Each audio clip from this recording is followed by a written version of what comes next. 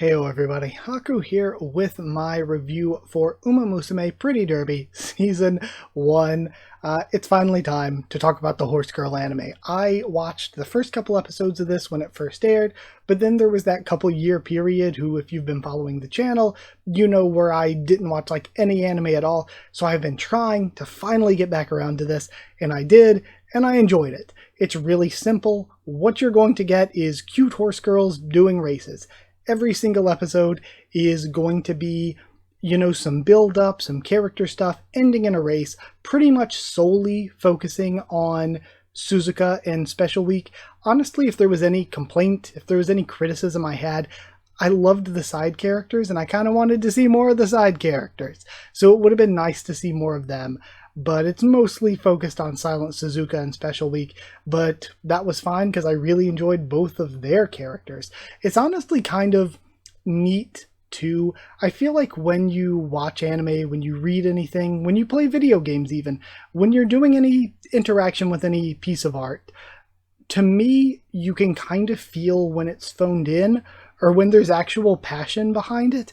And it feels like there was some actual passion. Like the people who made this really enjoy horse racing and they're like, we want to make an anime about horse racing, but the horses are cute anime girls. It really felt like the people behind this had passion for what they were making, and that adds to the fun of it. I mean, the actual animation is good. I am not going to knock it at all. It's not the greatest you're ever going to see, but it's actually like surprisingly good in the way that you see a lot of other anime cut corners for certain things, and this didn't for a lot of things that they could have.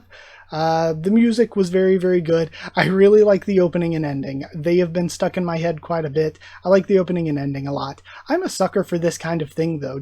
I'm a sucker for cute girls doing cute things anime, non-human girls, so we have horse girls here. I'm a sucker for all of that. And the world, actually, had a lot of creative small details. Like there was the trainer for Team Rigil, and I'm like, wow, she has really distinctive triangle-shaped earrings. And then like halfway through the season, I'm like, oh, because they're probably like stirrups, like horse riding.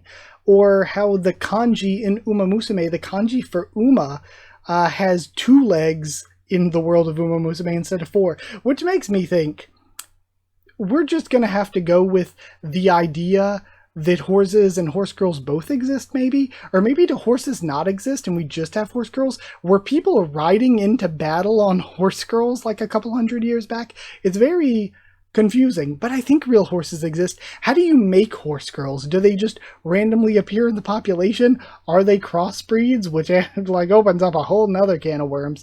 It's one of those things where we cannot answer these questions. We very much can't. But I love how many little details there were to like build up this world. It was very fun. All the characters are based off of real horses, which makes it a little bit, kind of weird to call them waifus or anything. Like, I believe the actual company behind it said before they had to make a statement saying, please stop looting the horse girls. The owners of the actual horses are getting a little upset. We're trying to keep fans out of the stables. So I don't know. They did say don't loot the horse girls, please, but I mean, you make them look like Golshi, best girl. But another thing that's like really wild to me is this is, tied in.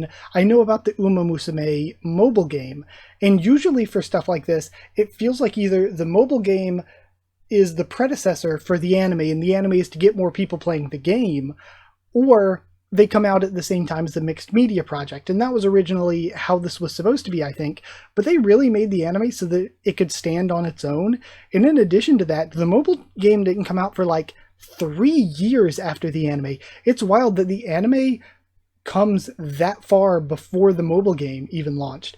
Like when I saw, so after this I'm going to be watching B&W no Chikai, and I will lump the OVA, the special, what is it? The first anniversary special in with that, and that'll be my next Musume review. And it kind of was wild because I'm like, the first anniversary special came out like 4 years after the first season of the anime. That can't be right. And then I did more research for this video and everything, and I was like, oh no, that is right. That is wild. That's crazy. Also, as far as the story goes, I did mention it being simple, but it gets pretty good. Like, episode 10 onward was really good. Episode 10, 11, 12, there was a special episode 13 that I watched. All of those were really good. I love episode 10 where we just get to see the characters being themselves individually, living their own lives. I really liked that one. I love Spetchen's mom. Spetchen's mom is great.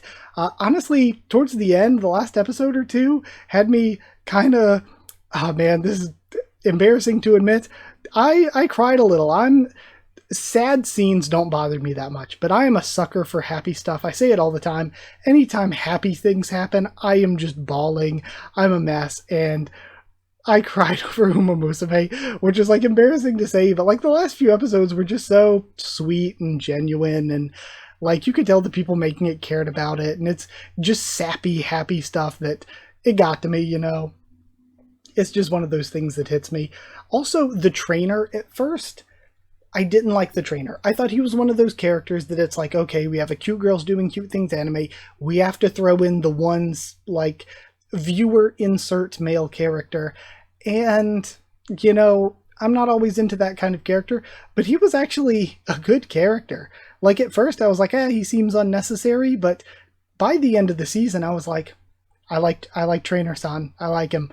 So he was good. I liked all of the characters, really. I just had a lot of fun with this. One thing that I can say is that I expected more of the idol performances. After episode 1, where that was established as a thing, I was like, oh, we're probably going to get that a lot. But we barely ever did. We only got like 3, I think, that I can remember. Maybe more than that, but only 3 that I remember. And I don't mind, because I think less is more. We barely had any, but the ones we had, they really put their all into it. They had good 2D animation, which is kind of rare for idol performances in anime. I mean, they did some 3D stuff, but they did so much in 2D and put detail into the 2D. It was really good. So, like, I don't mind there being, like, 3 idol performances, because less is more. The idol performances were good. They put their all into it. I think they did a good job with it.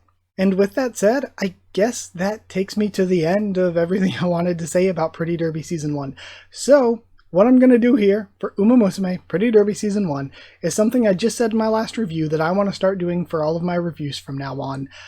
When I do my Anime Awards stuff at the end of the year, I always want to do, like, Character of the Year, Waifu of the Year, Relationship of the Year as categories for my Anime Awards.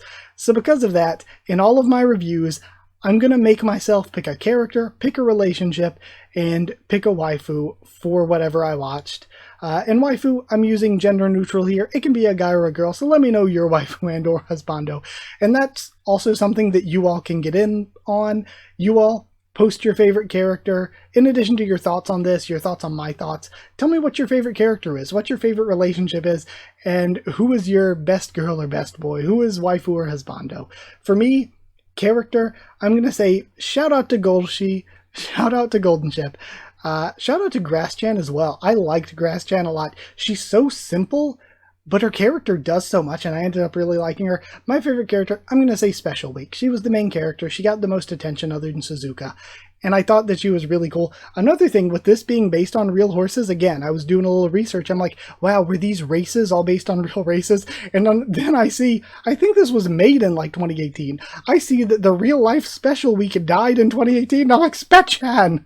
And when we got to the finale, and there are some dramatic like moments during the race, I'm like, is she gonna have a heart attack or something? Is Spetchan gonna die? I was like, what are they gonna do? Spetchan died?